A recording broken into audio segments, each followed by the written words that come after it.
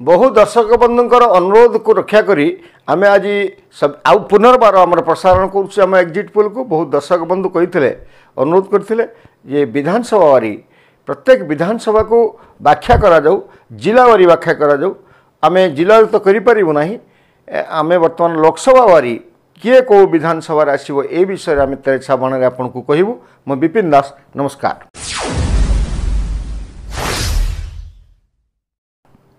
सर्वप्रथम आम आसबू ब्रह्मपुर लोकसभा आसन भारतीय जनता पार्टी सपक्ष जाऊँगी एवं जो ये विजु जनता दल सपक्ष 3 भारतीय जनता पार्टी सपक्ष 4टी विधानसभा आसन जाऊँगी चिकिटी छत्रपुर पारालाखेमुंडी गोपालपुर ये 4टी विधानसभा भारतीय जनता पार्टी एवं दिगपंडी मोहना ब्रह्मपुर रे विजु जनता दल जीतुवार आमर एग्जिट पोल कहूँ सेमती नवरंगपुर को आसवा नवरंगपुर भारतीय जनता पार्टी सपक्ष संसदीय क्षेत्र जाऊँगी एवं ये 6टी विधानसभा आसन भारतीय जनता पार्टी सपक्ष जाऊला बेले मात्र 2टी विधानसभा आसन विजु जनता दल सपक्ष जाऊँगी जो 6टी जाऊँगी एमाने हेले अमरकोट नवरंगपुर डाबुगा कोटपाड़ मालकानगिरी और चित्रकोंडा एवं झरीगाँ ये जो झरीगाँटी केवल गोटे आसन विजु जनता दल सपक्ष जाऊँगी 6-1।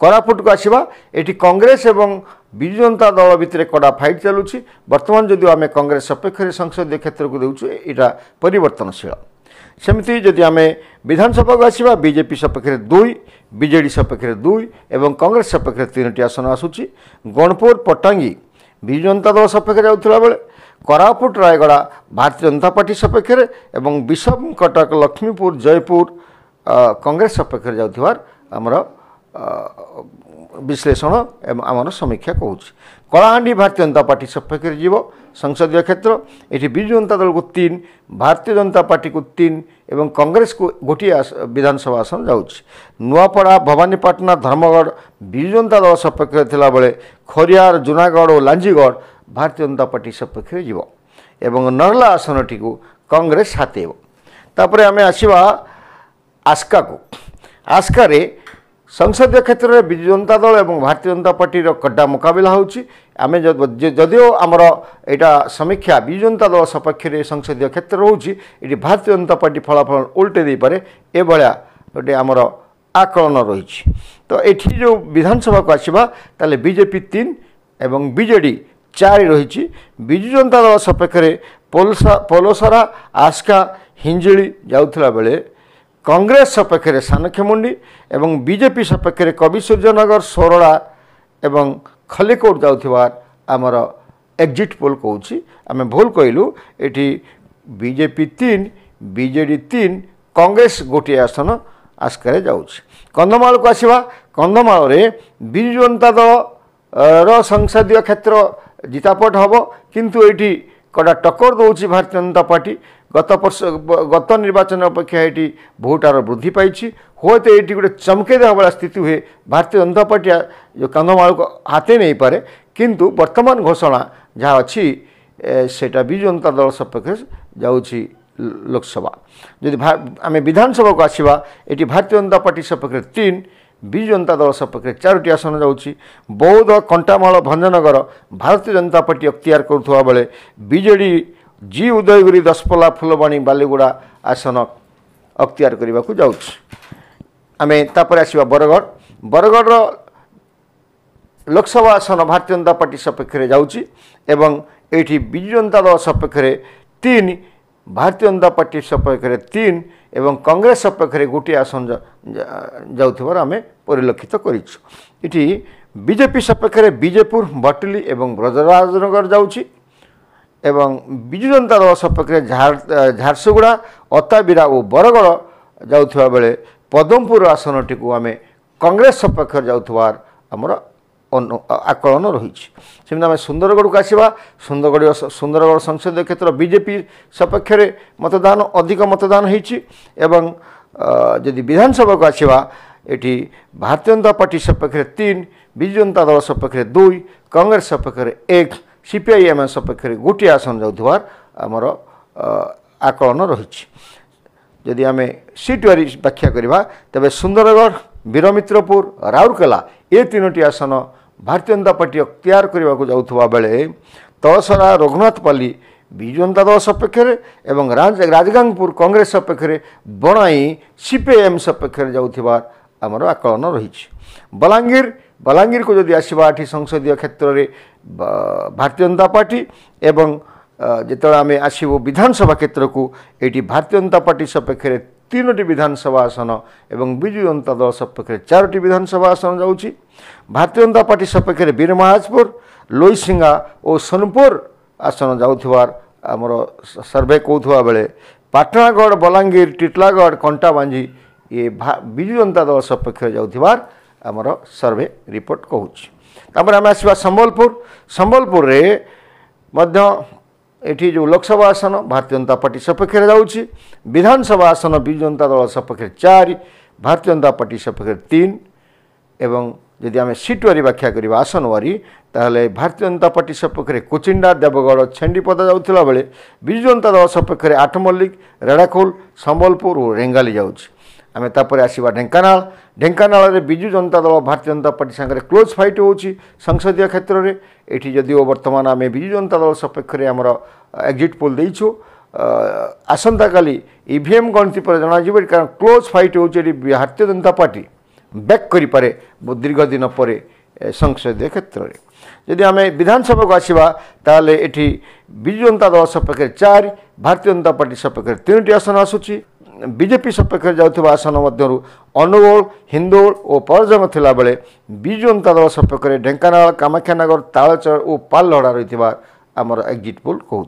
कटक को आसवा कटक रे लोकसभा आसन भारतीय जनता पार्टी सपक्ष जाऊँगी।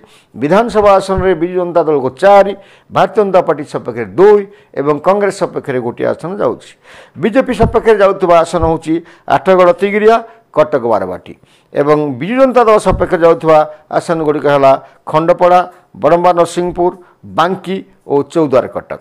सेमिति कांग्रेस सपक्ष कटक सदर आसनटी जाउथबार आमर सर्वे रिपोर्ट कहूँ।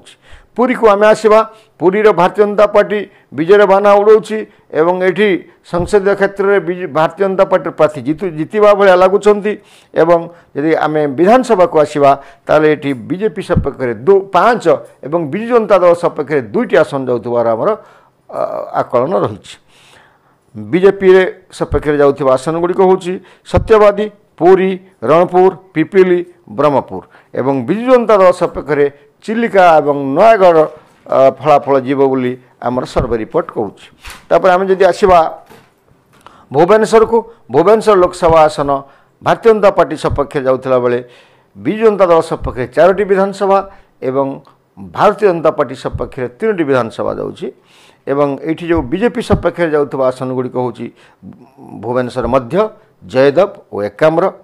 विजु जनता दल सपक्ष जाउथबा आसन गुड़िक होची उत्तर भुवनेश्वर बेगुनिया खोर्धा और जटणी। आम ये कही रखू खोर्धार कड़ा टक्कर होची हुए तो खोर्धा आसनटी भारतीय जनता पार्टी पाखक फेरी आसब एभलिया आमर अनुमान रही। तापर आम आसवा केउंझर रे मध्य भारतीय जनता पार्टी संसदीय क्षेत्र प्रार्थी जीतबे एवं विधानसभा रे विजु जनता दल को 2 भारतीय जनता पार्टी को 3 कांग्रेस को 1 एवं स्वाधीन को गोटे आसन जाउथबार परिलक्षित होइछि। एवं जो माने बीजेपी की जीवे से गुड़िक हूँ तेलकोई करंजिया और पाटना। बीजेडी की जाउथबा आसन होची चंपुआ और केउंझर। कांग्रेस को आनंदपुर एवं घसीपुरा स्वाधीन प्रार्थी जीतुवा भाया आमर एग्जिट पोल कहूँ। तापर आम आसवा भद्रक रे भारतीय जनता पार्टी लोकसभा प्रार्थी जीतुंट एवं एठी यदि आसन बंटवारा करवा विधानसभा ताले भारतीय जनता पार्टी सपक्ष 3 विजु जनता दल सपक्ष 3 कांग्रेस सपक्ष गोटे आसन जाउथबार देखा जाउछि।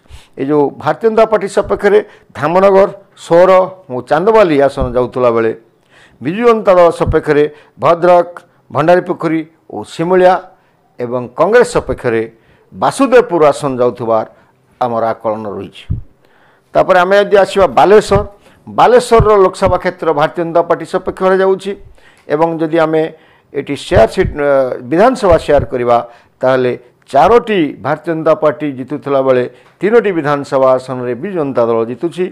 जो मैंने भारतीय जनता पार्टी जो आसन जीतुची से गुड़िक है नीलगिरी रेमुणा बालेश्वर और बड़साई। ବିଜୁ ଜନତା ଦଳ ଜିତିଥିବା ଆସନ ଗୁଡ଼ିକ ହେଉଛି ବସ୍ତା ବାଲିଆପାଳ, ଭୋଗରେଇ ଓ ଜଳେଶ୍ୱର। ଆମେ ଯଦି ମୟୂରଭଞ୍ଜକୁ ଆସିବା, ମୟୂରଭଞ୍ଜରେ ଭାରତୀୟ ଜନତା ପାର୍ଟିର ଲୋକସଭା ପ୍ରାର୍ଥୀ ଜିତୁଛନ୍ତି ଏବଂ ଏଠି ବିଜୁ ଜନତା ଦଳ 2 ଏବଂ ଭାରତୀୟ ଜନତା ପାର୍ଟି 5ଟି ବିଧାନସଭାରେ ଜିତୁଥିବା ଭଳିଆ ପରିଲକ୍ଷିତ ହେଉଛି। ବିଜେପି ସପକ୍ଷରେ ଯାଉଥିବା ଆସନ ଗୁଡ଼ିକ ହେଉଛି ରାଇରଙ୍ଗପୁର, ସାରସକଣା, କରଞ୍ଜିଆ, ମୋରଡ଼ା ଓ ବାଙ୍ଗିରପୋଷି। ବିଜୁ ଜନତା ଦଳ ଯେଉଁ ଆସନ ଅଧିକ ଅକୁପାଏ କରିବାକୁ ଯାଉଛି ସେଗୁଡ଼ିକ ହେଉଛି ଉଦଳା ଏବଂ ବାରିପଦା। ତାପରେ ଆମେ ଆସିବା ଯାଜପୁରରେ ମଧ୍ୟ ବିଜୁ ଜନତା ଦଳ ସଂସଦୀୟ କ୍ଷେତ୍ରରେ ବିଜୁ ଜନତା ଦଳ ଭାରତୀୟ ଜନତା ପାର୍ଟି କଡ଼ା ଟକ୍କର ହେଉଛି। ଆମେ ଯଦିଓ ବର୍ତ୍ତମାନର ଆକଳନ ବିଜୁ ଜନତା ଦଳ ସପକ୍ଷରେ ଲୋକସଭାଟି ଅଛି, ଏଇଟା ପରିବର୍ତ୍ତନ ହୋଇପାରେ ଏବଂ ଭାରତୀୟ ଜନତା ପାର୍ଟି ଯଦି ଆସନଟାକୁ ନେଇଗଲା ସଂସଦୀୟ କ୍ଷେତ୍ର ତାହେଲେ କିଛି ଆଶ୍ଚର୍ଯ୍ୟ ହେବାର ନାହିଁ। ଯଦି ଅପରପକ୍ଷରେ ଆମେ ବିଧାନସଭା ଆସନକୁ ଯିବା ତାହେଲେ ଏଠି ବିଜୁ ଜନତା ଦଳ ସପକ୍ଷରେ 4, ଭାରତୀୟ ଜନତା ପାର୍ଟି ସପକ୍ଷରେ 3ଟି ଆସନ ଯାଉଥିବାର ପରିଲକ୍ଷିତ ହୋଇଛି। ବିଜେପି ସପକ୍ଷରେ ଯାଉଥିବା ବିଧାନସଭା ଆସନ ଗୁଡ଼ିକ ହେଉଛି ବଡ଼ଚଣା, ସୁକିନ୍ଦା ଓ କୋରେଇ। ବିଜୁ ଜନତା ଦଳ ଯେଉଁଗୁଡ଼ାକ ଜିତିବ ସେ ଆସନ ଗୁଡ଼ିକ ହେଉଛି ବରୀ, ବିଞ୍ଝାରପୁର, ଧର୍ମଶାଳା ଓ ଯାଜପୁର। ତାପରେ ଆମେ ଆସିବା ଜଗତସିଂହପୁରରେ ବିଜୁ ଜନତା ଦଳ ସପକ୍ଷରେ ଲୋକସଭା ଆସନ ଯାଉଛି। ଏଠି ଭାରତୀୟ ଜନତା ପାର୍ଟି କଡ଼ା ଟକ୍କର ଦେଉଛି। ଭୋଟ ହାର ସର୍ବାଧିକ ଏଠି ଅଛି। ଏଇଟା ହିଁ ସନ୍ଦେହରେ ପକାଉଛି ଯେ ଏ ଆସନଟିରେ ମଧ୍ୟ ଭାରତୀୟ ଜନତା ପାର୍ଟି ଟାଣି ନେଇପାରେ, ଯାଇପାରେ ଭାରତୀୟ ଜନତା ପାର୍ଟି ସପକ୍ଷରେ, ଏଭଳି ଆଶଙ୍କା ମଧ୍ୟ ଗୋଟେ ରହିଛି। ଯଦି ଆମେ ଜଗତସିଂହପୁର ଲୋକସଭା କ୍ଷେତ୍ରରେ ଆସିବା, ବିଧାନସଭା କ୍ଷେତ୍ରକୁ ଆସିବା ତାହେଲେ ଏଠି 7ଟି ମଧ୍ୟରୁ ବିଜୁ ଜନତା ଦଳ ସପକ୍ଷରେ 4, ଭାରତୀୟ ଜନତା ପାର୍ଟି ସପକ୍ଷରେ 3ଟି ଆସନ ଯାଉଛି ଏବଂ ଭାରତୀୟ ଜନତା ପାର୍ଟି ସପକ୍ଷରେ ଯାଉଥିବା ବିଧାନସଭା ଆସନ ଗୁଡ଼ିକ ହେଉଛି ନିମାପଡ଼ା, ପାରାଦୀପ, ଏରସମା, ବାଲିକୁଦା ଏବଂ ବିଜୁ ଜନତା ଦଳ ସପକ୍ଷରେ ଯାଉଥିବା ଆସନ ଗୁଡ଼ିକ ହେଉଛି ଜଗତସିଂହପୁର, ତିର୍ତ୍ତୋଲ, ନିଆଳି ଓ କାକଟପୁର। ତାପରେ ଯଦି ଆମେ ଆସିବା ସର୍ବଶେଷରେ କେନ୍ଦ୍ରାପଡ଼ା, ବହୁ ଚର୍ଚ୍ଚିତ ଏ କେନ୍ଦ୍ରାପଡ଼ା ଲୋକସଭା ଆସନଟି ଭାରତୀୟ ଜନତା ପାର୍ଟି ବିରୋଧରେ ଯାଉଛି। ଏଠି ବିଜୁ ଜନତା ଦଳ ଜିତୁଛି ଏଭଳିଆ ଲାଗୁଛି, କିନ୍ତୁ ଏଠି କ'ଣ ହେବ ତ ଏଇଟା ଜଣାପଡ଼ିବ ଆସନ୍ତାକାଲି ସନ୍ଧ୍ୟା ସୁଦ୍ଧା। କିନ୍ତୁ ବର୍ତ୍ତମାନ ଲୋକସଭା ଆସନଟି ବିଜୁ ଜନତା ଦଳ ସପକ୍ଷରେ ଯାଉଥିବାର ଆମର ଏକ୍ଜିଟ୍ ପୋଲ୍ କହୁଛି।